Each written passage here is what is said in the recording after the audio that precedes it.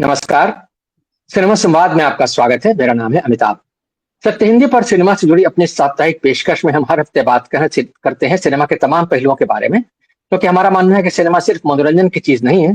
Cinema समाज से संवाद का सबसे सीधा और सबसे सशक्त माध्यम है और समाज की सोच को गहराई तक प्रभावित करने की क्षमता रखता है। इसलिए सिनेमा के बारे में लगातार सिलसिलेवार गंभीरता से बातचीत होती रहनी चाहिए। आज सिनेमा संवाद की इस कड़ी में हम बात करने वाले हैं हिंदी सिनेमा के एक बहुत ही महान कलाकार के बारे में। बहुत जबरदस्त अभिनेता, बहुत शानदार लंबी पारी और बहुत सफल पारी खेलने वाले अभिनेता, जिनकी एक्टिंग का लोहा जो है वो उनके समकालीनों से लेकर के उनके बाद के तमाम कलाकारों ने माना, और जो हिंदी सिनेमा का एक तरीके से कहा जाए तो उनको पहला सबसे सफल सितारा, superstar, singer, actor, anti hero, बहुत सारे ऐसे टैग्स हैं जो कि उनके साथ जुड़े हुए हैं। हम बात कर रहे हैं हिंदी सिनेमा के सदाबहार हीरो कहलाए जाने वाले अशोक कुमार साहब के बारे में। आज अशोक कुमार साहब का जन्मदिन है। 13 अक्टूबर उनका जन्मदिन होता है। संयोग से 13 अक्टूबर को ही अशोक कुमार साहब के छोटे भाई यानी किशोर कुमार, जो कि हिंदी सिनेमा के बहुत मशहूर गायक हैं, आज ही के दिन उनका निधन हो गया था। इसलिए 13 अक्टूबर को जब किशोर कुमार का निधन हुआ, उसके बाद से अशोक कुमार साहब ने अपना जन्मदिन मनाना बंद कर दिया था।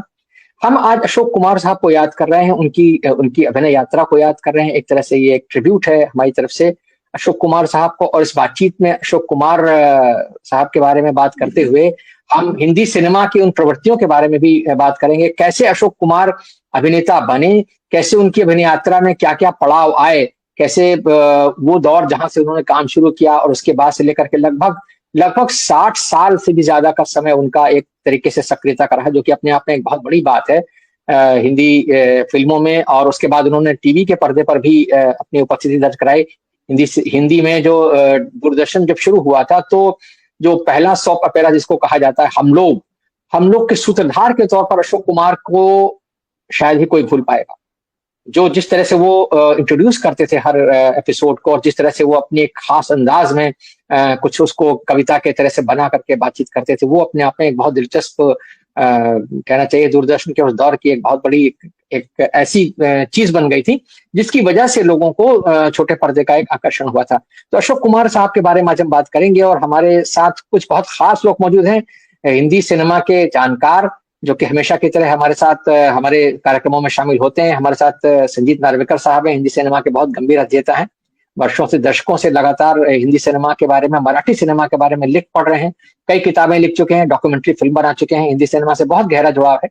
और हमारे साथ मनमोहन चड्ढा साहब हैं, जो कि एक जाने माने फिल्म विश्लेषक हैं, समीक्षक हैं, राष्ट्रीय फिल्म पुरस्कार से सम्मानित समीक्षक हैं। मनमोहन चड्ढा साहब भी कई किताबें लिख चुके हैं। हिंदी सिनेमा के बहुत गंभीर अध्येताओं में उनको गिना जाता है।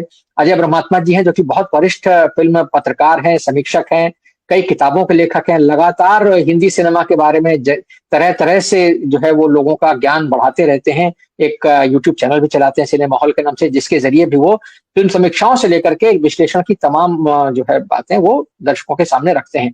आप तीनों का बहुत बहुत स्वागत है। संजीत जी, मैं आपसे शुरुआत करना चाहूंगा। अशोक कुमार, जिनको कि दादा मुनि यानी दादा मणि कहा जाता था, दादा मुनि कहा जाता था, सम्मान के साथ, प्रेम के साथ में, अशोक कुमार की अभिनय यात्रा के बारे में आप किस तरह से उनको याद करना चाहेंगे? कैसे आप उसके बारे में क्या कहना चाहेंगे? हमारे दर्शकों को बताइए। जो आज की पीढ़ी है वो दिलीप कुमार, देवानंद, राज कपूर को की जो एक तिकड़ी है, उसको हिंदी सिनेमा का पहला कहने से हिंदी सिनेमा के सुपरस्टार्स में गिनती है। लेकिन अशोक कुमार इनसे भी पहले हिंदी सिनेमा के पर्दे पर जो है वो अपना जलवा दिखा चुके थे, और उनकी फिल्म किस्मत ने तो रिकॉर्ड तोड़ कामयाबी हासिल की थी। आज भी हिंदी सिनेमा की सफलतम फिल्मों में उनकी फिल्म किस्मत का नाम लिखा जाता है, जो कि 1943 में रिलीज हुई थी। तो आप किस तरह से अशोक कुमार को याद करेंगे, संजीत जी? हाँ, शुक्रिया अमिताभ जी। आपने शुरुआत ही दादा मुनि से की है, तो मैं दादा मुनि का पहले ही किस्सा सुना देता हूँ। जब बॉम्बे टॉकीज में अशोक कुमार जी की थोड़ी हैसियत बढ़ गई, थोड़े इम्पोर्टेंट हो गए और अलग नजर से देखे जाने लगे, तो लोगों को बड़े दिक्कत होती थी, इनको अशोक जी कैसे बुलाएं, इनको क्या बुलाएं, और उनको समझ में नहीं आता। तो एक दिन उनके बहनोई शशाधर मुखर्जी भी वहीं कार्यरत थे। तो एक दिन किसी ने सुन लिया कि शशाधर मुखर्जी उनको दादा मुनि के नाम से बुला रहे हैं। दादा मुनि का मतलब है ज्वेल ऑफ अ ब्रदर। तो जब उन्होंने सुना तो उन्होंने सोचा कि अरे यार ये अच्छा है कि दादा मुनि करके बुला लें, तो फिर अशोक जी, अशोक उसकी उसकी जो ये थी कंफ्यूजन था वो मिट जाएगा। आहिस्ता आहिस्ता करके सारे सब लोग उनको दादा मुनि बुलाने लगे। यहाँ तक कि 1960s और 70s में जब हम लोग मिलते थे, मैं तो बहुत जूनियर रिपोर्टर था और पहली बार ऋषिकेश मुखर्जी ने मेरी इंट्रोडक्शन करा दी उनके साथ आशीर्वाद या सत्यम सत्यकाम के सेट पे। तो हम लोग भी सोचते थे क्या बुलाएं, तो कहते थे नहीं दादा मुनि बुलाना मुझे। तो उन्होंने वो एक्सेप्ट कर लिया था कि Dada Muni is the best name to go by. अच्छा, ये उनकी सबसे बड़ी कंट्रीब्यूशन अगर मैं समझता हूँ हिंदी फिल्म इंडस्ट्री को है कि उन्होंने नेचुरल स्टाइल एक्टिंग जो ले आए इंडस्ट्री में, जो सहजता थी। आज देख रहे हैं, आज अमिताभ बच्चन इतना काम कर रहा है, दादा मुनि इतना जमाने में काम करते थे वैसे, लेकिन दादा मुनि ने कभी भी दाढ़ी मूछ के अलावा कभी भी कोई मेकअप नहीं लग मेकअप मतलब गेटअप नहीं यूज किया कि लंबे बाल हैं या कुछ है, या कल्कि के अवतार में कुछ अलग नजर आ रहे हैं, पा के अवतार में कुछ अलग नजर आ रहे हैं। Ashok Kumar visually was the same in film after film, लेकिन उनका जो प्रेजेंस था वो इतना सहज था, इतना तो उन्होंने छोटी छोटी चीजें अपने पर्सनालिटी में जो इम्बाइब की थी। दिलीप कुमार एक किस्सा सुनाते हैं। दिलीप कुमार ने कहा जब मैं नया नया बॉम्बे टॉकीज गया था, तब मैंने दादा मुनि से पूछा कि भाई हाथों का क्या करना। एक्टिंग एक्टिंग सब ठीक है, चेहरा मैं चेंज कर सकता हूँ, लेकिन ये हाथ बड़े अड़चन बीच में आ जाते हैं। तो दादा मुनि ने उनको कहा कि देखो मैंने तो एक चीज की है कि मैंने सिगरेट ले ली है, और वो सिगरेट मुझे बैलेंस कर देती है कि हाथों का क्या करना है ये इम्पोर्टेंट नहीं रहता है। वो सिगरेट हाथ में आ गई तो मैं ऑटोमेटिकली भूल जाता हूँ कि मेरे हाथ में कुछ है। हालांकि मैं कभी स्मोक नहीं करता हूँ, कुछ नहीं करता हूँ, लेकिन सिगरेट पकड़ लेता हूँ। ऐसी छोटी छोटी टिप्स वो ये यंग एक्टर्स को देते थे, क्योंकि देव, दिलीप, राज, ये तीन जो बाद में 50s और 60s के दशक में रूलर्स बन गए हिंदी सिनेमा के, हर एक को उन्होंने इंट्रोड्यूस किया था। दिलीप कुमार तो चलो उनकी पहली फिल्म से ही बॉम्बे टॉकीज में थे, ज्वार भाटा की, प्रतिमा की, मिलन की। उसी तरह से देवानंद को उन्होंने जिद्दी में लाया। जिद्दी के बाद देव साहब की फिल्म थी बागबान, थी तमाशा थी। राज कपूर को भी इनिशियल डेज में काफी उन्होंने उनको इंट्रोड्यूस कराया। एक किस्सा सादत हसन मोन्टो साहब बोल बताते हैं कि दादा मुनि फर्स्ट फिल्म उनकी जीवन नैया जो देविका रानी के साथ थी, और तब तो लेबोरेटरी असिस्टेंट थे। लेबोरेटरी असिस्टेंट से हीरो बन गए क्योंकि देविका जी भाग गई। वो किस्सा अभी पुराना हो गया, सब जानते हैं।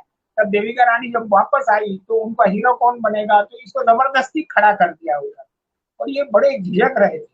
लेकिन उनको एक बात बहुत अच्छी लगी कि उनकी सैलरी जो थी वो 75 रुपीज हो गई पर मंथ। तो बड़े खुश हुए, बोला मैं अच्छा घर लूंगा, मैं अभी ठाक से रहूंगा। और वो 75 रुपीज के सैलरी से बहुत खुश हो गए।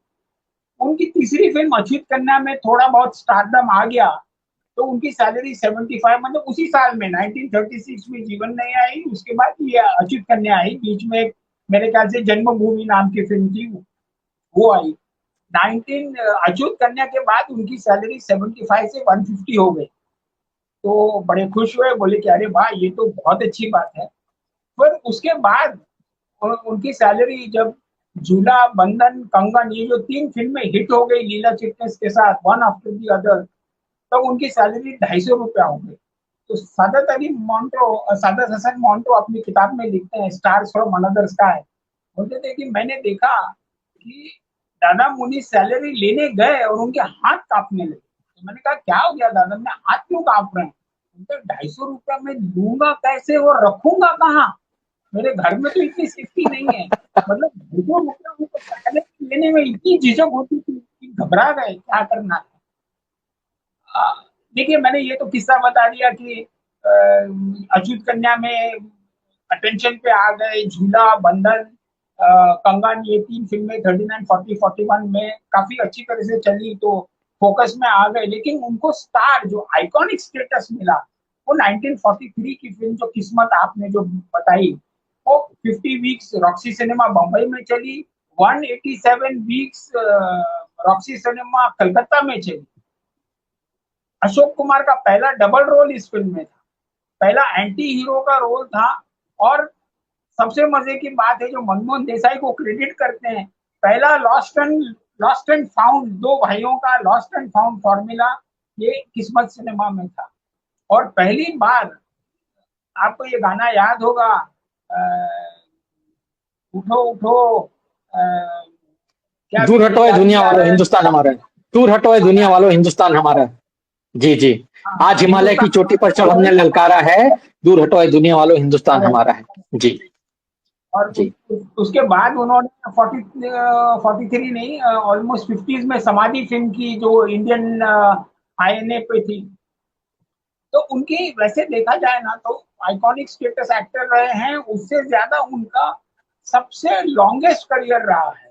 1936 में अगर शुरुआत पकड़े तो 1986 में बहादुर शाह जफर जो चोपड़ा साहब ने उनकी इसके लिए बनाई, टीवी के लिए बनाई, उसमें भी सेंट्रल रोल उन्हीं का था। मतलब बीच में बहुत सारी फिल्में हो गई, कानून हो गई, मतलब हीरो के रोल्स जाने के बाद भी कानून हो गई, गुमराह हो गई, आशीर्वाद हो गई, काफी सारी फिल्में हो गई, बीच में बंदिनी हो गई बिमल रॉय की। तो he never lost his iconic status. उसके वजह से आज जो दर्जा हम लोग अमिताभ को देते हैं, मेरे ख्याल से उससे भी बड़ा दर्जा अशोक कुमार का था। लेकिन उसने कभी, मतलब आपको he didn't make you feel कि भाई मैं बड़ा एक्टर हूँ, बड़ा ये हूँ, एट ईज रहते थे। अगर आप उनको, मैं उनको बहुत बार ऋषिकेश मुखर्जी के वजह से, बासु चटर्जी के वजह से ऑन द सेट्स मिला हूँ। कभी कोई ये नहीं कि अपने वैन में जाके बैठ गए या कुछ मैं अलग हूँ, मेरे 4 बाउंसर्स और बॉडीगार्ड्स आजू बाजू में है, कुछ नहीं। दादा मुनि मतलब he was accessible to everybody. और सबसे बड़ी बात उनकी कि अगर आप जाते थे और मुंह देख के बोलते थे बीमार हो क्या, और इमीडिएटली होम्योपैथी का कोई नुस्खा लिख के देते थे कि भैया ये लो, ये गोलियां कल से शुरू करो, अगले हफ्ते में आके बताओ मुझे क्या हो रहा है करके। होम्योपैथ थे, जी पेंटर थे, जी फोटोग्राफर थे, एस्ट्रोलॉजर थे। फिल्म इंडस्ट्री में तो एक्टर प्रोड्यूसर तो थे और डायरेक्शन भी बड़ा अच्छा करते थे, कभी अपने नाम से डायरेक्शन नहीं किया।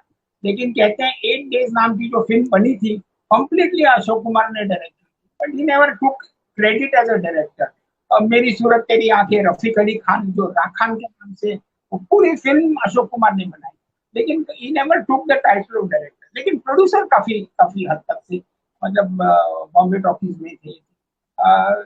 मेरे ख्याल से मनमोहन जी और अजय जी को बोलने दो, फिर मैं उनके 2-3 जी किस्से जी बिल्कुल सुनाऊंगा, आपको बड़ा बिल्कुल। मजा आएगा। जरूर जरूर जरूर जरूर, हम दूसरे राउंड में जब आएंगे तब आप आपसे उनकी कुछ और फिल्मों के बारे में भी बात करेंगे, और हम चाहेंगे कि हमारे जो दर्शक हैं, खासतौर से जो नई पीढ़ी के दर्शक हैं, उनको ये पता चले कि अशोक कुमार जैसे कलाकार हमारे हिंदी सिनेमा में हुए हैं, जिन्होंने, जो आपने सहजता की बात की, जो जिसको हम अंडर प्लेइंग टेक्निक की बात करते हैं, वो अशोक कुमार लेकर के आए।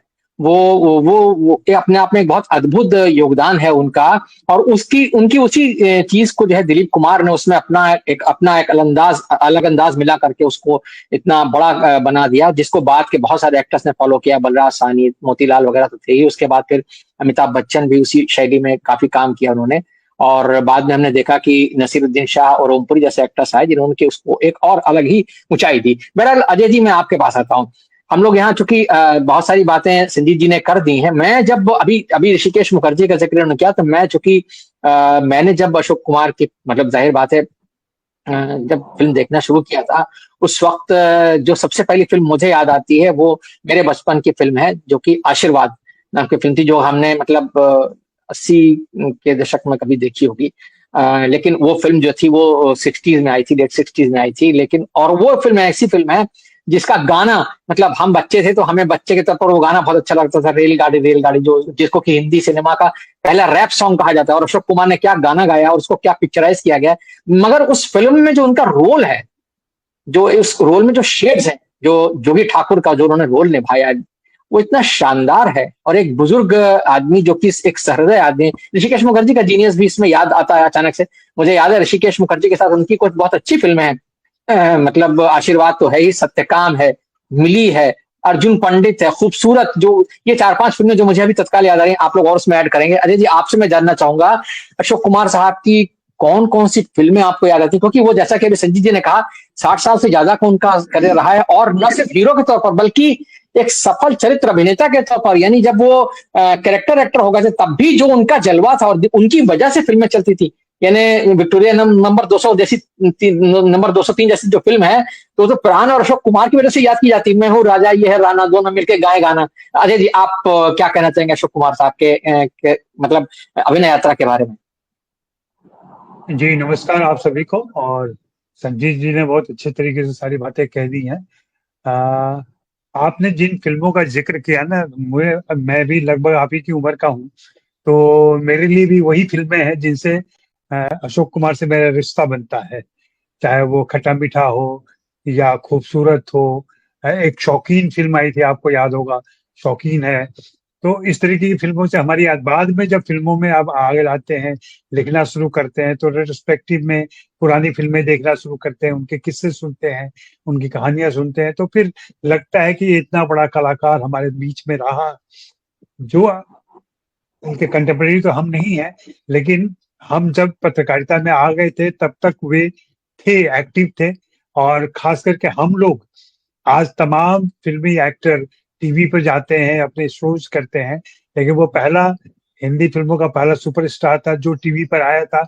और क्या भूमिका थी! मैं, मुझे नहीं लगता कि अगर वे सूत्रधार नहीं होते तो हम लोग की ऐसी पॉपुलैरिटी बनी होती। वो कैसे खींच के दर्शकों को ले आते थे, वो सारी कहानी सुनाते थे। मैं यहाँ जो संजीत साहब ने बताया उनके दादा मुनि कहने के बारे में, उसके बारे में याद कर रहा हूँ। नवेंदु घोष ने उन पर बहुत अच्छी किताब लिखी है, life and time of Ashok Kumar. उसमें उन्होंने जिक्र किया है इसका, दादा मुनि शब्द कैसे प्रचलित हुआ। तो उन्होंने नाम बताया कि किसने किया इसको। तो सेवक बाचा, जो उनके बॉस हुआ करते थे लैब के अंदर, सेवक बाचा ही बाद में अशोक कुमार जब हेड हो गए, तो उनको अच्छा नहीं लगता था कि वो उसको अशोक करके बुलाए या मिस्टर गांगुली कह के बुलाएं। तो उन्होंने सजदर मुखर्जी और सती रानी जो उनकी वाइफ थी, उनसे ये शब्द सुना था। उसके पहले केवल किशोर कुमार, अनूप कुमार, सजदर मुखर्जी और सती रानी, ये 4 लोग ही उनको दादा मुनि बोलते थे। लेकिन सेवक बाचा ने जब दादा मुनि कहना शुरू किया, तब वो दादा मुनि जाकर के पूरे बॉम्बे टॉकीज में पॉपुलर हुआ और फिर धीरे धीरे चारों तरफ फैल गया। मैं यहाँ 2 चीजों पर गौर कर रहा हूँ। एक तो जिस नेचुरल एक्टिंग की बात की जाती है उनकी, वो कहाँ से आया होगा। वो ट्रेन्ड एक्टर नहीं थे, हम सभी जानते हैं, वे लैब असिस्टेंट थे। मुझे, जब मैं सोचना शुरू करता हूँ, तो मुझे लगता है एक तो अपने बॉस की बीवी के साथ वो एक्टिंग कर रहे थे, देविका रानी के साथ, जहां ओवर द टॉप एक्टिंग नहीं कर सकते थे। वो आक्रामक तरीके से वहां पेश नहीं आ सकते थे। और एक बॉस का लिहाज, बॉस की बीवी के साथ रोमांटिक सीन का, जो अपना एक अंदरूनी समस्या हो सकती है उनकी। दूसरे, वो बंगाल से आते थे। पंजाब से आए एक्टर जो होते हैं, वे थोड़े से लाउड होते हैं, ओटीटी वाले जो ओवर द टॉप वाले होते हैं। लेकिन जो बंगाल से आए हुए एक्टर हैं, वो आप तमाम एक्टर्स को बंगाल के देखिएगा, बंगाल के, खुद बांग्ला फिल्मों में भी बंगाल के एक्टर को देखिए आप, तो वो लोग बहुत ही माइल्ड, बहुत ही सॉफ्ट और ऐसे अंडर प्ले करने वाले एक्टर होते हैं। मुझे लगता है उनकी कलाकारी या उनकी अदाकारी ये वहां से आई होगी, और जो बाद में धीरे धीरे उनकी खासियत बन गई और उसको वो आगे प्ले करते रहे। लेकिन जैसा कि आपने किस्मत का जिक्र किया, संजीत जी ने भी किस्मत का जिक्र किया, किस्मत में उन्होंने एंटी हीरो का रोल किया और काफी मशहूर हुए। लेकिन उससे भी बड़ी फिल्म है जो एंटी हीरो के तौर पर उनको एस्टैब्लिश करती है, वो है संग्राम, ज्ञान मुखर्जी की फिल्म है। किस्मत के ही डायरेक्टर थे ज्ञान मुखर्जी। उनको बुला के लाया गया था बॉम्बे टॉकीज जब बहुत बुरी हालत में था। उस पर भी मैं थोड़ी सी बात करूंगा। जब इन्होंने कमान संभाली बॉम्बे टॉकीज की, तो बॉम्बे टॉकीज को कैसे मुसीबत से बाहर किया था उन्होंने। एक मिनट, हाँ, कैसे मुसीबत से बाहर किया था। संग्राम में जो रोल था, संग्राम के बारे में किससे याद करें, मैं उसी किताब से हवाला दे रहा हूँ जो नवेंदु घोष ने लिखी है, जिसमें ये जिक्र किया गया है कि संग्राम इतनी पॉपुलर हुई और पहली एंग्री यंग मैन की फिल्म थी, जिसमें पुलिस इंस्पेक्टर का बेटा है जो हीरो है, और वो एक्सटॉर्शन में चला जाता है। वो सारे गंदे काम करता है, मंडप से लड़की को उठा ले जाता है जिसकी प्रेम करता है, वो शादी करना चाहता है। इसके अलावा एक पुलिस ऑफिसर की हत्या कर देता है। तमाम घटनाएं होती हैं। उस फिल्म की पॉपुलैरिटी इतनी ज्यादा हो गई थी कि बॉम्बे के नागरिकों ने पुलिस वालों को पकड़ के बताना शुरू कर दिया था कि देखो पुलिस वाले कैसे होते हैं, और ये उनकी करतूत होती है, उसको मारना पड़ता है। बात यहां तक पहुंची कि आईजी ने उस समय के मोरारजी देसाई से इस बात की शिकायत की। मोरारजी देसाई ने अशोक कुमार को बुलाया और कहा कि आप इस फिल्म को विड्रॉ कर लीजिए। 16 हफ्ते से लगातार वो फिल्म सुपरहिट चल रही थी, बॉक्स ऑफिस पे पैसे कमा रही थी, लेकिन मुख्यमंत्री की बात मानते हुए अशोक कुमार ने उसको विड्रॉ कर लिया। साथ ही उन्होंने यह भी अपील की थी कि अब आप एक ऐसी फिल्म करें जिसमें पुलिस ऑफिसर की भूमिका निभाएं, और ईमानदार पुलिस ऑफिसर की भूमिका निभाएं। और फिर इस तरीके से बात जाकर के खत्म हुई। मैं यहाँ जिक्र करूंगा कंट्रीब्यूशन वाली बात। अशोक कुमार इंडिविजुअल जितने टैलेंटेड थे, जो उनका कंट्रीब्यूशन था इंडिविजुअल टैलेंट का, वो सारे लोग जानते हैं किस तरीके से अदाकार के तौर पे हुए, लेकिन कितने बड़े ऑर्गेनाइजर थे वो, कितने बड़े लीडर थे, ये बात तब पता चलती है जब देविका रानी ने छोड़ दिया बॉम्बे टॉकीज, और बॉम्बे टॉकीज की कमान संभालने के लिए मुसीबत की उस घड़ी में अशोक कुमार सामने आए। 1947-48 की बात है। तब पता चला कि बॉम्बे टॉकीज पर 28 लाख की देनदारी है, और ये 28 लाख की देनदारी बॉम्बे टॉकीज के डायरेक्टर्स लोगों ने करवाई हुई थी। पता चलता है कि कोई छाते की दुकान रखता था जो 14,000 छाता सप्लाई किया था बॉम्बे टॉकीज को। किस काम के लिए किया था नहीं मालूम। किसी ने साड़ी सप्लाई कर दिया था बॉम्बे टॉकीज। मैंने इस तरीके की छोटी छोटी चीजें जिसमें पैसे गए थे, लेकिन सेवक बाचा और अशोक कुमार ने तय किया कि हम इसको चुकाएंगे, और उन्होंने अपनी जेब से वो पैसे चुकाए, वो देनदारी खत्म की, और फिर बाहर के डायरेक्टर्स को पकड़ के ले आए, उनसे फिल्में बनवाई। मजबूर उनकी पहली फिल्म आती है जब उनके कमांड में चीजें आई। और उसकी भी एक कहानी है कि कैसे एक नाजिर अजमेरी नाम का लेखक और डायरेक्टर था जो फिल्म डायरेक्ट करने वाला था, मजबूर, लेकिन वो पार्टीशन के बाद वो पाकिस्तान चले गए। लेकिन उनकी कहानी इतनी पसंद आई थी अशोक कुमार को कि उन्होंने पाकिस्तान फोन करके उनसे वो कहानी ली और फिर यहाँ पे डायरेक्ट करवाई। फिर वो नितिन बोस को ले आते हैं, शाहिद लतीफ को ले आते हैं, इसमें चुगताई को ले आते हैं, मंटो तो उनके साथ थे ही। ये सारे लोग मिल करके बॉम्बे टॉकीज को खड़ा करते। जिद्दी का किस्सा भी जानते ही हैं लोग, तमाम पॉपुलर हो चुका है कि जिद्दी में कैसे उन्होंने अशोक देवानंद को परिचित कराया। सब लोग चाहते थे कि जिद्दी में अशोक कुमार ही एक्ट करें, लेकिन अशोक कुमार तब इन जिम्मेदारियों की वजह से नहीं चाहते थे कि वो एक्ट करें और उधर ध्यान दें। वे उसको ऑर्गेनाइज करने में, उसको एस्टेब्लिश करने में लगे हुए थे बॉम्बे टॉकीज को। और संयोग ऐसा कि इस डिस्कशन के बीच में जो किस्सा जाता है कि वे बॉम्बे टॉकीज में बाहर निकले तो पार्क में देवानंद बैठे हुए मिले, और फिर देवानंद को कैसे उन्होंने शाहिद लतीफ से इंट्रोड्यूस करवाया और कहा कि भाई इसको हीरो के तौर पर लो। और एक बहुत मजेदार वाकया उसी समय होता है जो आज तमाम हीरो के बाद आप लोग हम लोग सब सुनते हैं कि हिंदी फिल्मों के बारे में कहा जाता है कि चॉकलेटी हीरो है। ये चॉकलेटी हीरो का कॉन्सेप्ट भी उसी फिल्म जिद्दी से आया, क्योंकि शाहिद लतीफ ने अशोक कुमार को कहा कि भाई ये लड़का हीरो बनने के लायक नहीं है, ये तो बहुत चॉकलेट बार की तरह लगता है। और फिर अशोक कुमार ने कहा नहीं नहीं नहीं, ये चॉकलेटी नहीं है, अच्छा एक्टर है, तुम इससे काम करो, मैं पीछे रहूंगा, मैं बैक में रहूंगा। और ये सभी जानते हैं, और इसका उल्लेख देव साहब ने भी किया है कि कैसे अशोक कुमार ने उनको ट्रेन किया बतौर एक्टर। और ये किस्सा फिर जाके जुड़ता है 1930 में, जब अशोक कुमार की फिल्म लाहौर में लगी हुई है, और देवानंद उस फिल्म को देखते हैं, वहां से दीवाने बनते हैं उसके, और फिर जो एक सर्कल पूरा होता है, वो साइकिल पूरा होता है, वो आकर के यहाँ पर होता है। अशोक कुमार के गानों की आपने बात की, चाहे वो रेलगाड़ी वाला गाना हो, या फिर वो पड़ोसन में जो गाना एक चतुरनार, उसका ओरिजिनल जो गाना गाना गाया है उन्होंने।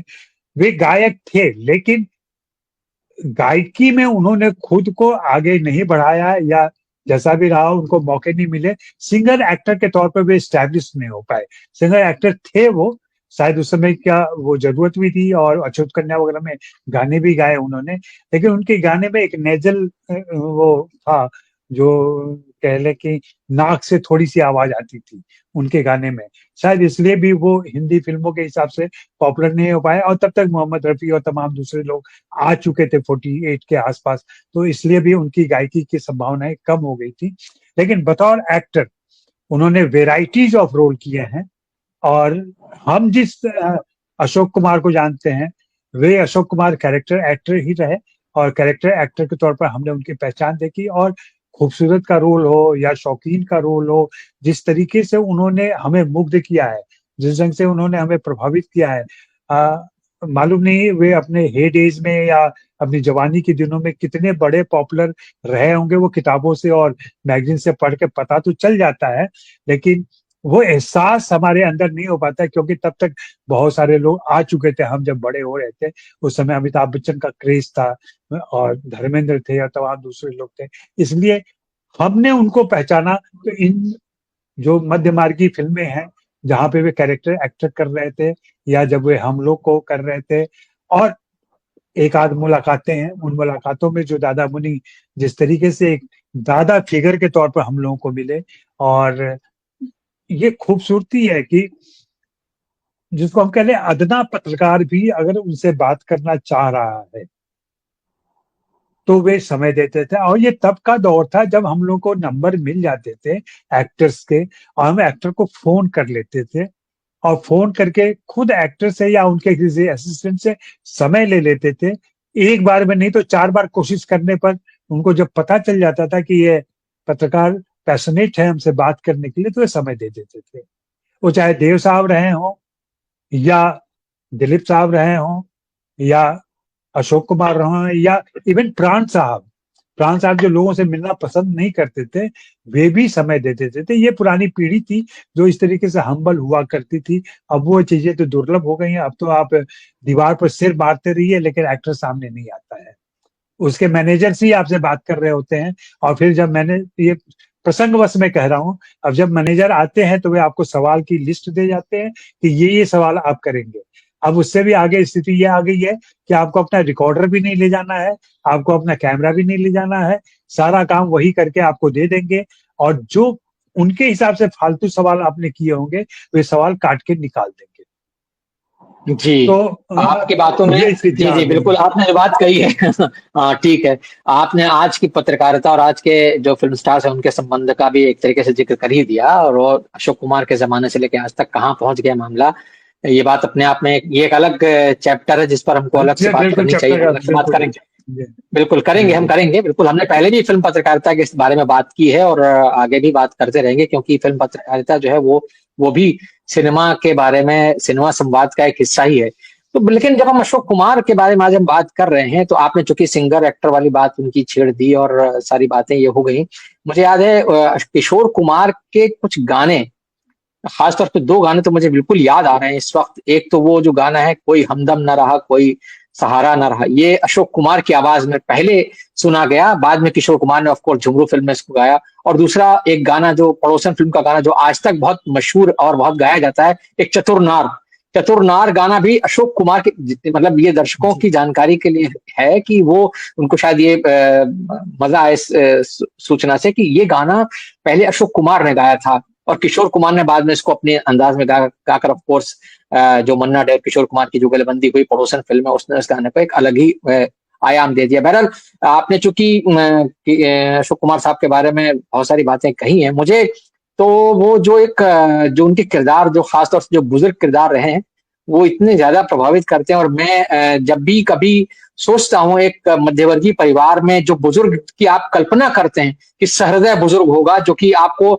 आदर्श के रास्ते पर ले जाएगा, या जो आपसे थोड़ा खिलंदड़ भी होगा, थोड़ा हंसी मजाक भी करेगा, लेकिन आपको संजीदगी की तरफ ले जाएगा। मतलब मैं जब मिली फिल्म को याद करता हूँ तो मिली में जो शानदार काम जया भादुड़ी का है, अमिताभ बच्चन का है, उतना ही शानदार काम मुझे अशोक कुमार का याद आता है कि एक ऐसा पिता जो कि अपनी बेटी के बारे में जानता है कि हाँ वो कैंसर की मरीज है और वो बच नहीं पाएगी।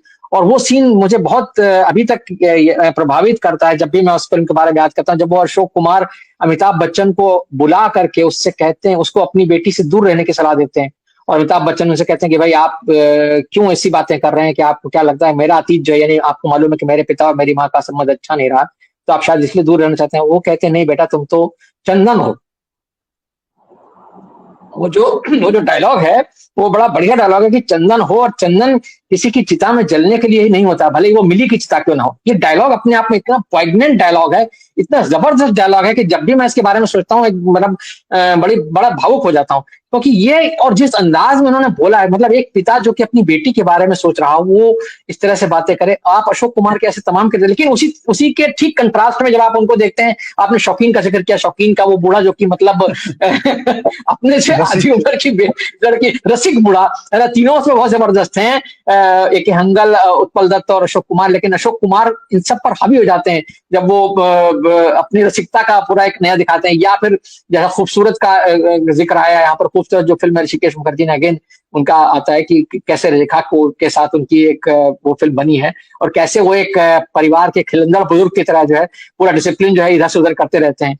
तो वो एक बहुत बहुत उनके इस तरह के किरदार हैं जो मनोज जी मैं आपके पास आता हूँ। अशोक कुमार की एक्टिंग स्टाइल के बारे में बात हो रही है यहाँ पर। अभी संजीत जी ने शुरुआत में बड़ी एक अच्छी बात कही कि हाथों का क्या करना है। ये दिलीप कुमार ने उनसे जब पूछा तो उन्होंने कहा कि भाई मैं सिगरेट ले लेता हूँ। तो उनकी सिगरेट की जो स्टाइल थी, सिगरेट जलाने की स्टाइल, मतलब मुझे याद है जब मैं उनकी पुरानी फिल्में देखता हूँ तो सिगरेट को निकालना, उसको ठक ठक करना, और उसके बाद उसको होंठों में लगाना, और फिर उसको जलाना, और जला करके सुलगाना, और सुलगा करके धुआं उड़ाते हुए सामने वाले की तरफ तिरछी निगाह से देखना, ये सारे काम, यानी इसको फ्रेम बाय फ्रेम अगर देखा जाए तो अशोक कुमार इतना शानदार काम करते हैं, और वो एकदम मजमा लूट लेते हैं जिसको बोलते हैं। मैं बहुत सारी फिल्में ऐसी हैं जिसमें उनको हमने पाइप पीते हुए देखा है, जैसे गुमराह फिल्म का वो जो गाना है, चलो एक बार फिर से अजनबी बन जाए हम दोनों, हम देख रहे हैं कि वो पियानो पर गाना हो रहा है, सुनील दत्त है, माला सिन्हा है, अशोक कुमार पीछे से पाइप पी रहे हैं, उनको सब मालूम चल गया है, सब पता चल गया है कि मेरी पत्नी का ये पूर्व प्रेमी है। लेकिन वो किस तरीके से, किस अंदाज से अपने आप को कंट्रोल करके एकदम पूरे माहौल पे, लेकिन फिर भी दर्शक को भी पता चल जाता है कि ये आदमी जो है सब कुछ समझ रहा है, लेकिन समझ करके भी ना समझने का नाटक कर रहा है। वो इतना शानदार काम करते हैं अशोक कुमार, जो शायद मतलब हिंदी सिनेमा में इस तरह की जो भंगिमा है वो अद्वितीय है। क्या कहेंगे आप मनमोहन जी? सभी को नमस्कार। अशोक कुमार पर बात करके आप बहुत अच्छा काम किया आपने। पूरा इतिहास है अशोक कुमार हिंदी सिनेमा का, एक तरह से 1936 से लेकर और 1986 तक पूरा। और फिर 1988 में उन्हें दादा साहब फाल्के अवार्ड मिला जब वो अच्छी खासी उम्र के थे, और मैं उस समारोह में मौजूद था। तो मैं देख रहा था कि किस तरह से वो एजाइल थे और पूरी तरह स्वस्थ थे, और पूरे मंच पर वो खुशी से घूम रहे थे इधर उधर, और जिसे हम स्टैंडिंग ओवेशन कहते हैं, वो उस समय बड़ा नेचुरल हुआ करता था। आजकल लोग खड़े होते हैं, तो अभी हमने देखा कि वो स्वास्थ्य की तो खैर बात करना अच्छा नहीं लगता, लेकिन फिर भी हमने देखा कि जो अभी जो दादा साहब मिला तो वो यंग है लेकिन वो चल नहीं पा रहे थे। तो ये जो एक अपने आप को स्वस्थ रखना, मानसिक रूप से, शारीरिक रूप से, ये शायद उस पीढ़ी में अशोक कुमार ने सबसे ज्यादा किया। मतलब, और उन्होंने जो काम किया उसमें, जैसे हम जानते ही हैं कि एक रिलक्टेंट हीरो थे वो बिल्कुल नहीं चाहते थे एक्टिंग वगैरह करना। वो लैब असिस्टेंट बनना उनका उद्देश्य था कि हम लैब में काम करेंगे और लैब में फिल्म धोया करेंगे, और ये काम मुझे बहुत ज्यादा पसंद है।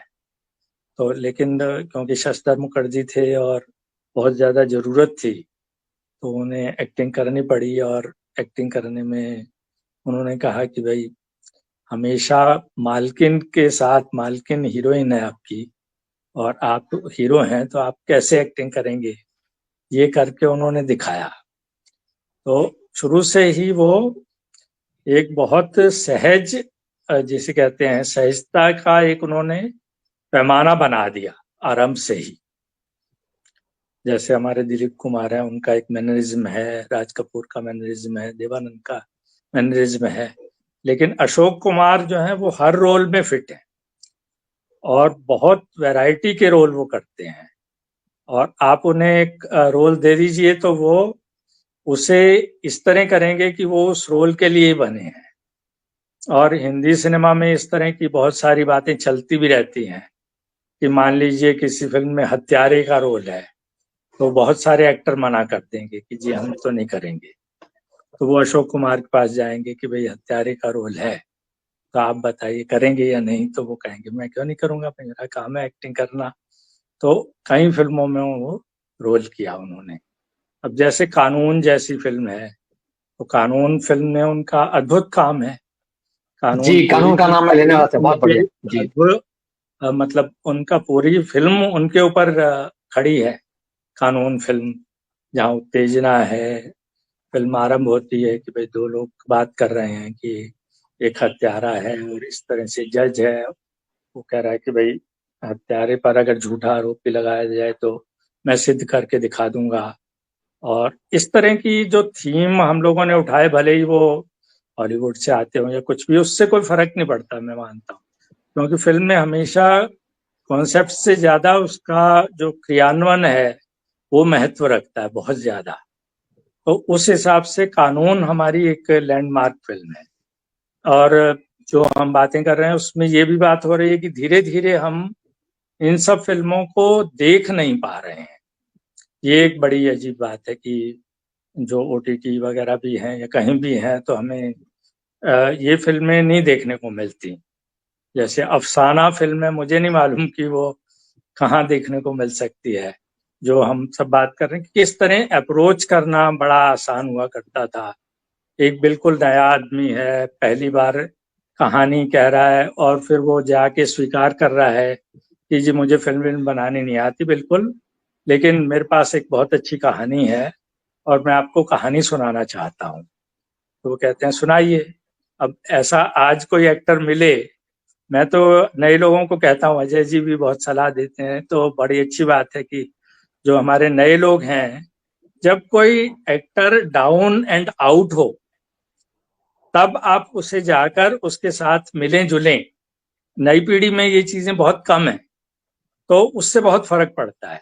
हमारे नए जो लोग संघर्ष कर रहे हैं उन्हें इस चीज का ध्यान रखना चाहिए कि एक्टर बड़ा सिक्योर इनसिक्योर आदमी होता है।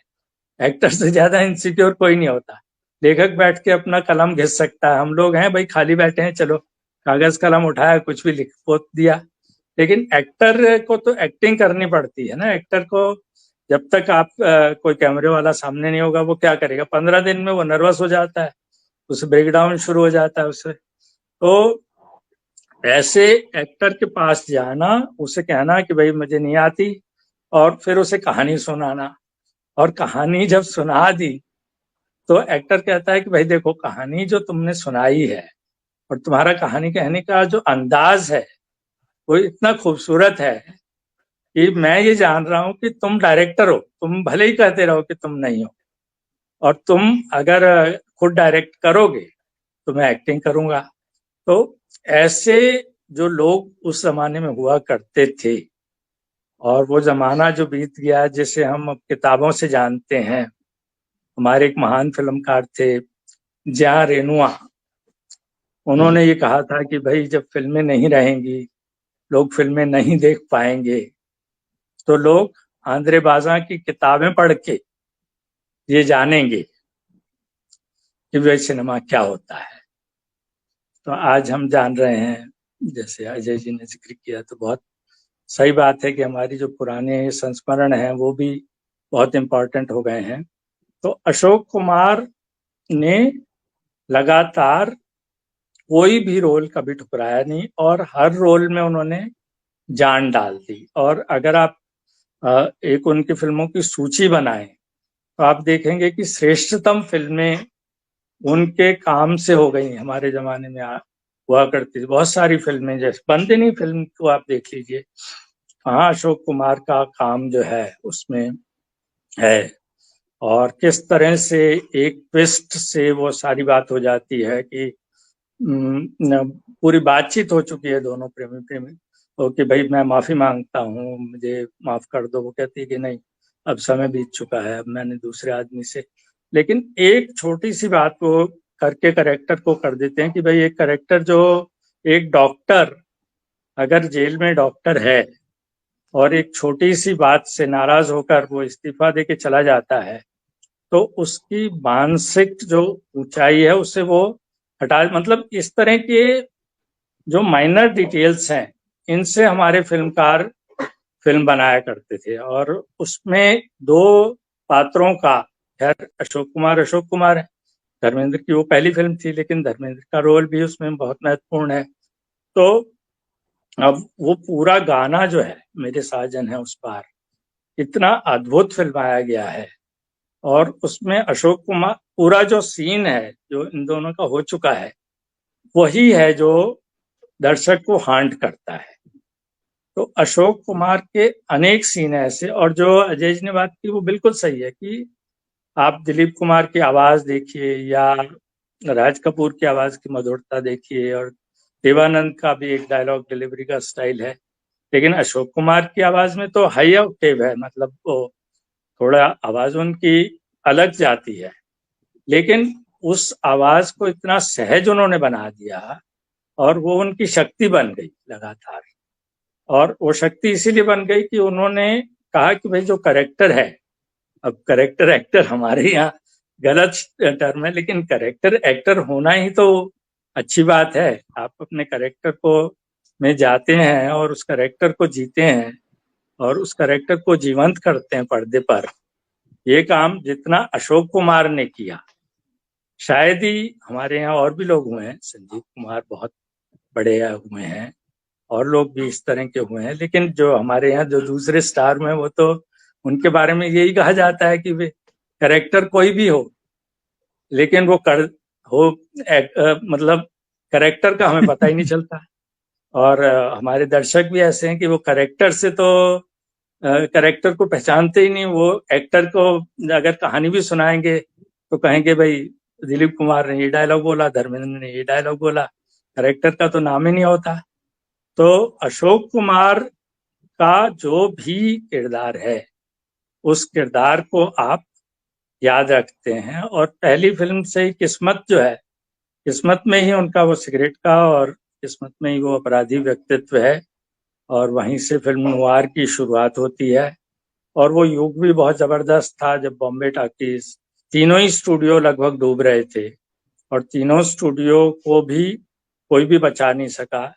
लेकिन उस समय शशिधर मुखर्जी जैसे जीनियस थे जिन्होंने बॉम्बे टॉकीज को बचाया, फिल्मिस्तान बनाया और चीजें की, और उसमें अशोक कुमार ने बहुत साथ दिया। तो अशोक कुमार का पूरा व्यक्तित्व जो है वो इसी ढंग का रहा कि उन्हें अपना काम करना है। मैं कोई अपना काम करता हूँ 8 बजे से 8 बजे तक, और ये मेरी नौकरी है और उसे मैं निभाता हूँ। मुझे जो काम किया जाता है उसे मैं बहुत अच्छे ढंग से करता हूँ और किसी तरह का मैनरिज्म नहीं पालता, किसी फॉल्स ऊंचाई पे नहीं खड़ा हो जाता, कोई अहम नहीं पालता। ये सब बातें अशोक कुमार के साथ जुड़ी रही हमेशा ही, और उन्होंने अपने शौक पाले उनके साथ। जैसे वो इस बात पे उन्होंने बहुत एक्सपेरिमेंट किए कि आदमी जो बोल रहा है और उसकी जो रिकॉर्डेड साउंड है उसमें क्या अंतर आता है, इसकी वो बैठ के स्टडी किया करते थे। उनके पास कम से कम 50 टेप रिकॉर्डर थे जो स्कूल पे चला करते थे, और उन स्कूल के टेप रिकॉर्डर्स पर वो लगातार अपनी आवाज रिकॉर्ड कर लिया करते थे, लोगों की आवाज रिकॉर्ड किया करते थे। और इस बात को कहते थे कि भाई सामने बात कर रहा है ये आदमी और जो रिकॉर्डेड साउंड है उसमें जो अंतर है उसकी मुझे स्टडी करनी है, क्योंकि अंततः जो आदमी मेरी आवाज सुन रहा है वो हॉल में मेरी रिकॉर्डेड आवाज सुन रहा है। तो उनके इंटोनेशंस अगर आप देखें, उनके डायलॉग बोलने के अंदाज को देखें, उसके उतार चढ़ाव को देखें, तो हमारे जो तीनों आदमी सुपरस्टार वगैरह है उन सब से आपको बेहतर वहां डायलॉग डिलीवरी मिलेगी अशोक कुमार में। और फिर आगे आगे उन्होंने ये जो फिल्में बनाई, आशीर्वाद जैसी फिल्म तो हिंदी सिनेमा की एक अद्भुत फिल्म है ना, जो बहुत ऊंचाई पे पहुंचती है। और जब हम बात करते हैं कि भाई दलित वगैरह का, तो उस फिल्म की कोई बात ही नहीं करता। हम सुजाता वगैरह की बात करते हैं या अछूत कन्या की, लेकिन उसमें जो दलित का परिप्रेक्ष्य दिखाया है, वो जो सारी बातें दिखाई हैं, कैसे एक आदमी अपने गुरु के लिए जो ढोलक बजाता है, जो उसे सिखाता है, और उसके लिए अपनी पत्नी से लड़ता है, और उसके लिए क्या क्या नहीं सहता। तो आशीर्वाद जैसी फिल्में हमारे दिमाग में बहुत गहराई से बैठी हुई हैं, क्योंकि हमने उन्हें देखा बड़े ध्यान से हॉल में अपना।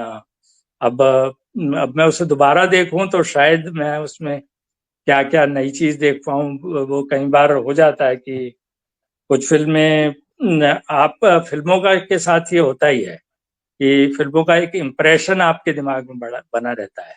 इसलिए फिल्म अगर आप 20 साल बाद दोबारा जरूर देखें तो उससे बहुत फर्क पड़ता है। जैसे कि अभी पिछले दिनों मैंने अजय जी की उस पर कर रहा था कि किरदार पर, तो मुझे मेरे दिमाग में नूतन का बहुत गहरा बैठा हुआ था कि शायद ऐसा है, लेकिन वो एक छवि थी।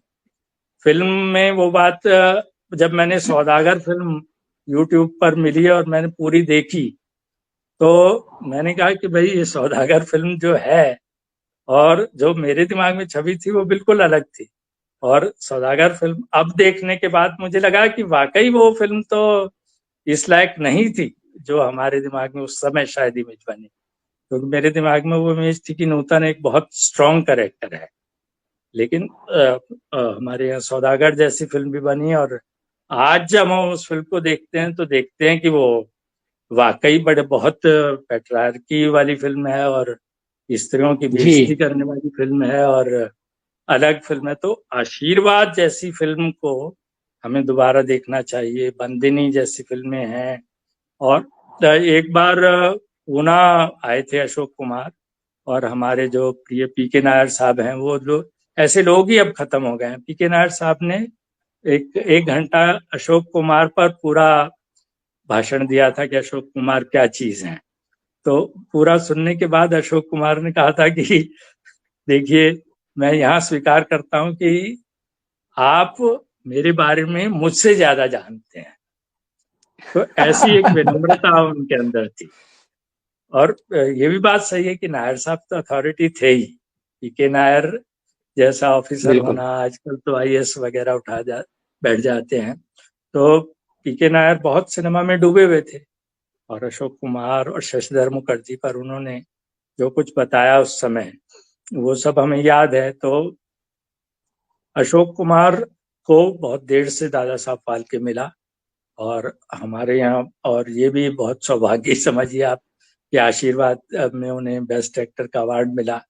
लेकिन हमारे यहाँ हिंदी सिनेमा के जितने भी एक्टर रहे हैं, उनके साथ हमारे जो राष्ट्रीय फिल्म पुरस्कारों में जो भेदभाव हुआ है उस पर भी मैं बात करना चाहता था, लेकिन शायद दूसरे दौर में समय मिलेगा तो। जी बिल्कुल बिल्कुल बिल्कुल, हम बिल्कुल, ये जो बात आपने उठाई है, निस्संदेह अशोक कुमार को जो उनका योगदान था और जो उनकी प्रतिभा थी, जिस तरह से वो उस लिहाज से अगर देखा जाए तो दादा साहब फाल्के पुरस्कार निश्चित तौर पर उनको काफी देर बाद मिला।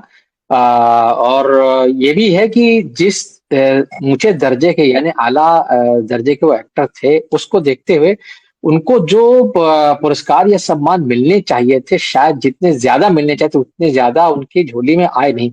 उनको भारत सरकार ने पद्म भूषण दिया, मेरे ख्याल में वो पद्म भूषण से भी ज्यादा, एक दर्जा ज्यादा के हकदार थे और भी आगे जा सकते थे। और जो फिल्मों का है, जैसे आपने आशीर्वाद का जिक्र किया, मेरे ख्याल में फिल्म फेयर में नॉमिनेशन तो बहुत बार हुआ उनका, लेकिन उनको उस तरह से वहां पे पुरस्कार नहीं मिले। बहरहाल संजीत जी, मैं आपके पास आता हूँ, वापस आता हूँ। अभी यहाँ पर बहुत अच्छा जिक्र किया मनमोहन जी ने, कानून फिल्म का जिक्र किया, और मुझे याद है कानून एक, उन्होंने दो फिल्मों जो कि बी आर चोपड़ा साहब की हैं, कानून का और अफसाना का जिक्र किया। तो कानून की तो खास बात यह है कि उस फिल्म में गाने नहीं थे, और उस दौर में मतलब बिना गाने के फिल्म बनाना, और वो भी एक ऐसे पेचीदा मसले पर। जज बद्री प्रसाद का जो किरदार है, और उसमें जो नाना पाटेकर का जो रोल है, कालिया चोर का जो किरदार है, वो भी अपने आप में बड़ा दिलचस्प किरदार है। वो फिल्म ही अपने आप में, जो लोग सिनेमा के शौकीन हैं उनको ये फिल्म जरूर देखनी चाहिए, अगर नहीं देखी है तो देखना चाहिए। और अशोक कुमार के बारे में तो वाकई में जो बात है कि हाँ, वो उस फिल्म में जिस तरह से जज के किरदार में सामने आते हैं, वो देख के लगता है कि वाकई में ये व्यक्ति कहीं ना कहीं इसका जरूर कानून से जुड़ाव रहा होगा। और ये हमारे दर्शकों की जानकारी के लिए मैं बता दूं कि उनके पिता तो बहुत जाने माने वकील थे ही, खंडवा के कुंजीलाल गांगुली साहब। और खुद अशोक कुमार जब वो फिल्म लाइन में आया तो उसका कारण ये था कि वो लॉ की परीक्षा में फेल हो गए थे। वो लॉ की परीक्षा, लॉ का इम्तिहान दिया था उन्होंने, लॉ के इम्तिहान में फेल हो गए। तो वो अपने बहनोई शशधर मुखर्जी, जिनका जिक्र बार बार आ रहा है, वो हो चुकी वहां पर बॉम्बे टॉकीज में उस वक्त तक आ गए थे। और फिर शशधर मुखर्जी के पास वो आ गए कि भाई हमारा कुछ मतलब होना चाहिए, जो जो उनको नौकरी वोकरी मिल गई वहां पर कैसे कैसे आगे बढ़ा सफर वो सब जानते हैं। शशधर मुखर्जी वो व्यक्ति हैं जिन्होंने न सिर्फ बॉम्बे टॉकीज की मतलब जो एक बुनियाद है उसमें वो शामिल थे, बल्कि उनके बेटे जॉय मुखर्जी बहुत बड़े एक्टर बने, बहुत बड़े स्टार बने बाद में।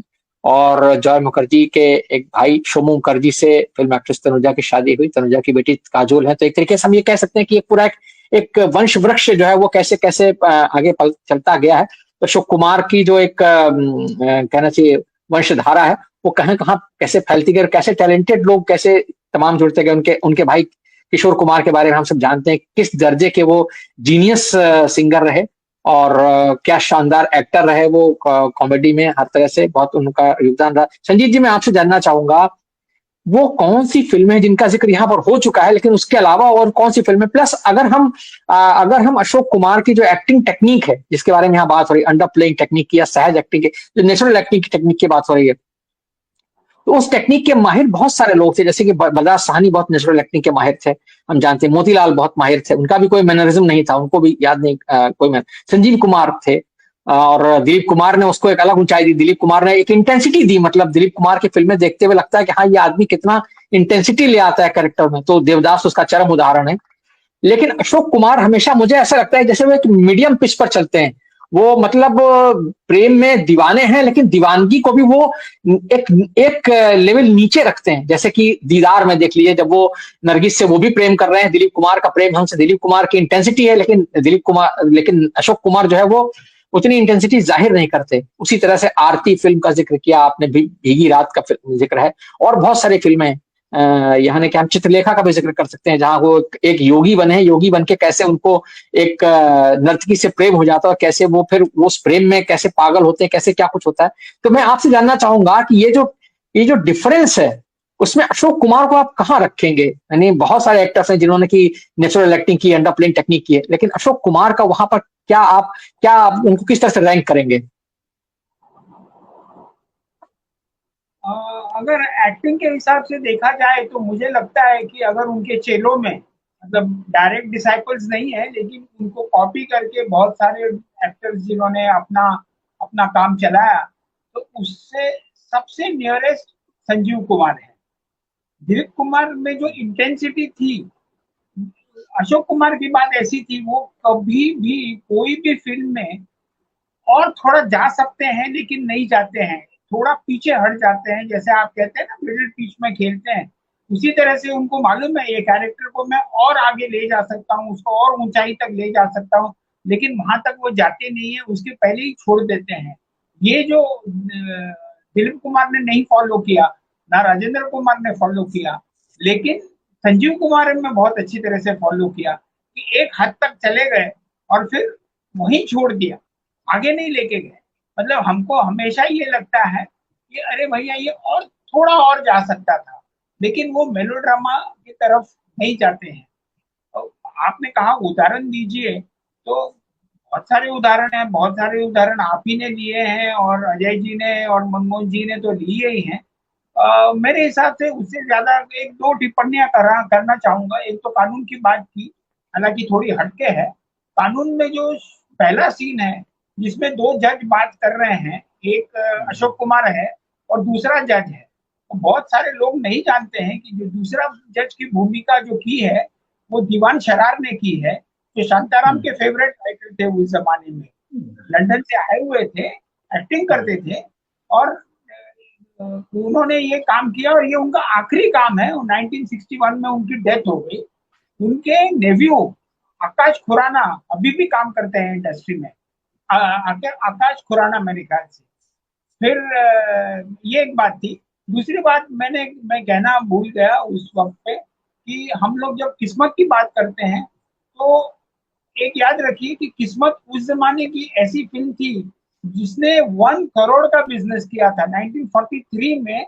किस्मत ने 1 करोड़ का बिजनेस किया था, और अगर आप इन्फ्लेशन की तरफ से देखें तो it is equal to almost 500 crore आज के जमाने के पैसे से देखा जाए। तो ये भी एक इम्पोर्टेंट बात नोट करनी चाहिए।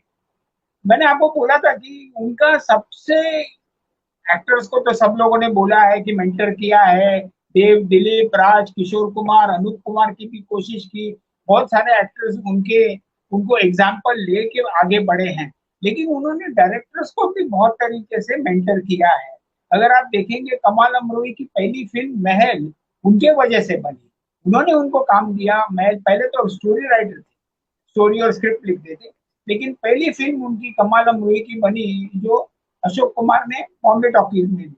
उसके बाद बिमल रॉय की पहली जो 2 फिल्में आई, माँ और Parineeta, both because of Ashok Kumar.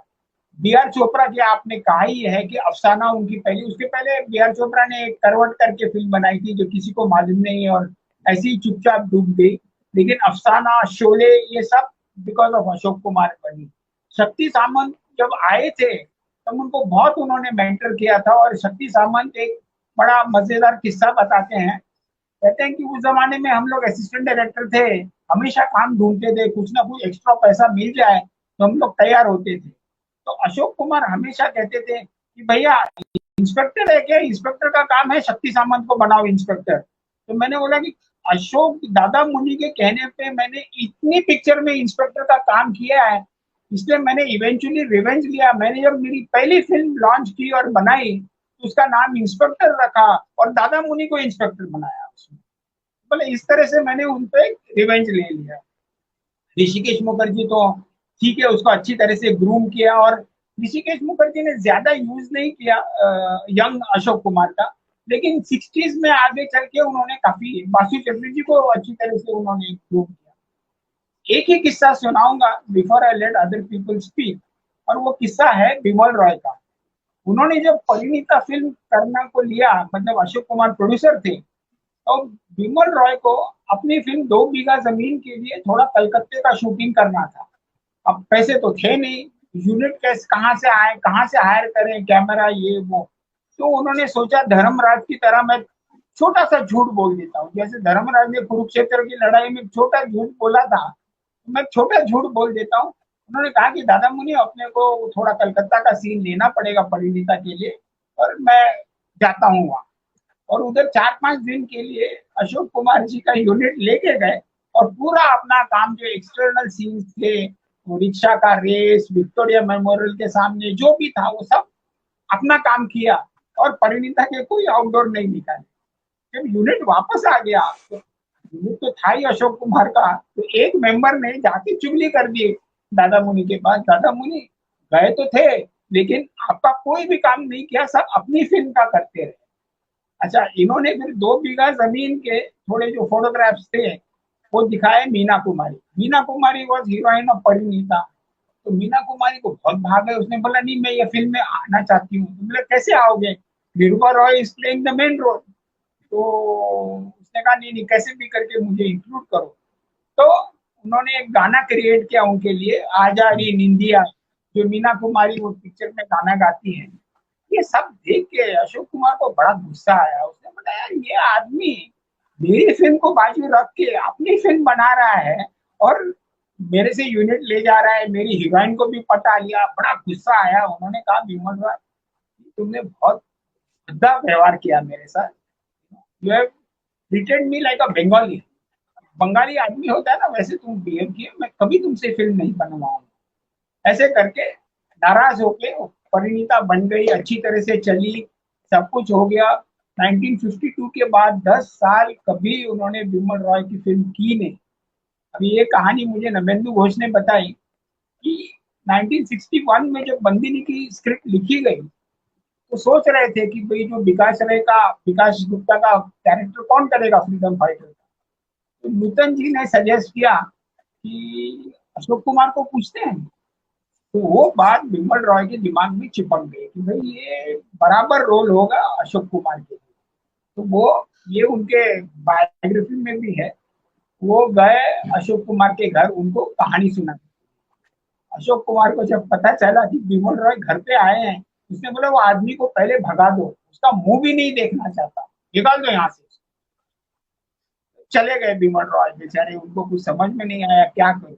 इतने में नवेंदु घोष अशोक कुमार के पास गए, वो सब बंगाली बंगाली ग्रुप था ना, Navendu Ghosh was the script writer. तो नवेंदु घोष गए और बोला कि दादा मोदी आप बिल्कुल ना कर दी, कहानी तो सुनिए। तो उन्होंने कहा अच्छा ठीक है कहानी सुना। तो नवेंदु घोष ने कहानी सुनाई बंदिनी की। अच्छा, अशोक कुमार तो बड़े एस्ट्यूट एक्टर थे, उनको समझ में आ गया ये रोल बड़ा अलग है। हालांकि हीरोइन सेंट्रिक रोल है, हीरोइन तो नूतन है, मैक्सिमम सीन्स उसके हैं, लेकिन एक हीरोइन सेंट्रिक फिल्म में ये जो रोल है वो बड़ा चैलेंजिंग रहेगा, और उसमें अपनी छाप बनाने के लिए उसने मान लिया कि भाई एक जरूरत है मेरी इसमें। फिर उन्होंने नवेंदु घोष को कहा कि ठीक है, अगर वो चाहते हैं तो मैं कर लूंगा। इस तरह से बंदिनी फिल्म में अशोक कुमार आ गए। हालांकि 10 साल में between Parineeta and Bandini he refuse to even look at Bimal Roy, इतने नाराज हो गए। बस यही है, बहुत दिलचस्प किस्सा सुना है आपने। जी जी किस्सा सुनाया था जी मुझे जी एक जी जमाने। जी जी। ये जिक्र उन्होंने अपनी जो जो बायोग्राफी उन्होंने लिखी अशोक कुमार की, उसमें भी उन्होंने जिक्र किया है कि अशोक कुमार ये रोल करना नहीं चाहते थे। उनका कहना था कि भाई ये कैसा क्रांतिकारी है जो एक लड़की को छोड़ के चला जाता है। जी जी जी बड़ा बड़ा जी चैलेंजिंग। अच्छा, एक और किस्सा सुनाऊंगा जो सादत हसन मंटो ने अपनी किताब में लिखा है। कह रहे थे कि 1946-47 हिंदू मुस्लिम दंगे बड़े जोरों में चल रहे थे बम्बई में, बड़ा डेंजरस माहौल था। बोला हम लोग और ये बड़े करीब थे, Saadat Hasan Manto public relation officer भी थे, बॉम्बे टॉकीज के राइटर भी थे। तो वो एक बार बॉम्बे टॉकीज से निकले, मलाड में ही घर था, तो वहां बैठ के गपशप करते गए, काफी देर हो गई। अशोक कुमार ने कहा यार तू जाएगा कैसे घर, चलो मैं छोड़ देता हूँ तुमको गाड़ी में। और ये सादत हसन मोन्टो लिखते हैं गाड़ी में हम लोग निकले और शॉर्टकट करके, देर हो गई थी इसलिए शॉर्टकट करके अशोक कुमार ने मुस्लिम इलाके से अपनी गाड़ी निकाली। अब ये टेंशन में आ गए, यार मुस्लिम इलाके से इसको अगर किसी ने मार दिया तो मैं तो अमर हो जाऊंगा कि इस मेरी वजह से ये बड़ा स्टार गया। और ये मोहल्ले में निकले और सामने से बारात आ रही थी। सादत हसन मोन्टो और भी टेंशन में, अरे अब क्या होगा। इतने में बारात में से 2-3 लोग भागे भागे आए, दोनों ने देखा अशोक कुमार गाड़ी में बैठा, एयर कंडीशन गाड़ी नहीं थी, काले कांच नहीं लगे थे आजकल की गाड़ियों की तरह। भागे भागे आए, कहा अशोक भाई आप यहाँ से कहाँ जा रहे हो, ये तो डेड एंड है, अब इस गली से निकलिए फिर वहां से जाइए। सादत हसन मोन्टो लिखते हैं अशोक भाई तो मैं कौन हूँ, अरे भाई मैं मुसलमान हूँ और तुम उसको भाई बोल रहे हो। तो वहां उतर गया, छोड़ दिया सादत हसन मोन्टो को। और अशोक कुमार ने समझ लिया था ये बड़ा टेंशन में, हंसने लगे। मैं बोला एक बात याद रखो मियाँ, कि आर्टिस्ट की कोई जात नहीं होती, हमको कोई कुछ नहीं करेगा। दिस इज हिज ये ग्रेटनेस एज बहुत बड़ी बात है। जी, ये बहुत बड़ी बात आपने बताई है। ये बहुत दिलचस्प तो किस्सा है ही, लेकिन ये इसमें जो संदेश छुपा है ये बहुत बड़ी बात है। और आज की जनरेशन को ये समझना चाहिए, जो भी दर्शक हैं, कलाकार हैं, जो भी फिल्म इंडस्ट्री से जुड़े हैं, कि जो बात की अशोक कुमार साहब ने कही और मंटो ने वाकई इसका बड़ा दिलचस्प बयान किया है। बहुत दिल को छू लेने वाली उन्होंने अंदाज में लिखा है।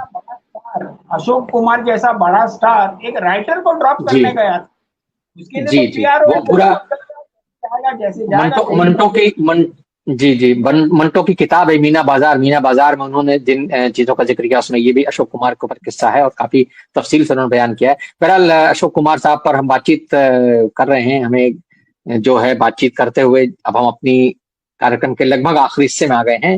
अशोक कुमार के बारे में हमने बहुत सारी फिल्मों का जिक्र करते हुए उनकी एक्टिंग स्टाइल से लेकर के उनकी शख्सियत के बारे में बहुत सारी बातें की। अजय जी, अगर आप अपनी अंतिम टिप्पणी में कुछ जोड़ना चाहें तो अशोक कुमार साहब के बारे में आप अपनी राय रखें। नहीं, मैं कुछ भी नहीं जोड़ूंगा। मैं मनमोहन जी को सुनना चाहूंगा। वक्त निकल चुका है ठीक है, किस्सों में। ठीक ठीक जी, ठीक है। तो मनमोहन जी इतना आप ही कुछ जोड़ना कहूंगा चाहते हैं? कि मैं भी सिर्फ इतना ही कहूंगा कि एक तो ये सब लोग बंगाली टैग जरूर था लेकिन थे तो हिंदी भाषी, और खंडवा को इन्होंने अमर किया सबने, और जो बड़े भाई थे ये, और किशोर कुमार को खंडवा के लोग बहुत याद करते हैं अब भी। लेकिन उनका जो घर था उसका कुछ हो नहीं सका, उस पर होना चाहिए था। और दूसरा मैं अब सोच रहा था कि नबिंदु घोष को और ज्यादा पुस्तकें लिखनी चाहिए थी इन अपने उस दौर के बारे में, तो हमें बहुत सारी चीजें और भी पता चलती। धन्यवाद। जी, ये आपने बिल्कुल बहुत अच्छी बात कही है। असल में हिंदी सिनेमा पर जितना लेखन हुआ है और हिंदी में जितना खास तौर से लेखन हुआ है या अंग्रेजी में भी कह लें, मेरे ख्याल में उससे बहुत ज़्यादा की ज़रूरत है और मुझे उम्मीद है कि अब जो लोग हिंदी सिनेमा के बारे में काम कर रहे हैं, हालाँकि आज वीडियो जर्नलिज़्म का दौर बहुत ज़्यादा है, लेकिन फिर भी जो लोग हिंदी सिनेमा पर काम कर रहे हैं, वो उम्मीद है कि इतिहास के बारे में, हिंदी सिनेमा के इन कलाकारों के बारे में, दिग्गज कलाकारों के बारे में खोजबीन और करते हुए उनके बारे में और कुछ चीजें लिखेंगे ताकि जो लोग आज भी सिनेमा के बारे में पढ़ने में दिलचस्पी रखते हैं, इतिहास जानने में दिलचस्पी रखते हैं, उनको कुछ नई बातें पता चल सकें। बहरहाल इस बातचीत के लिए आप सबका बहुत-बहुत शुक्रिया, दर्शकों का भी बहुत शुक्रिया कि बहुत सब्र के उनकी अभिनय शैली का आज भी जो है लोग लोहा मानते हैं और उनको ये हमने अपने इस कार्यक्रम के ज़रिए उनको याद करने की कोशिश की है। बहुत-बहुत शुक्रिया। फिर हम किसी नए कार्यक्रम में नए विषय के साथ मिलेंगे। तब तक के लिए नमस्कार, धन्यवाद।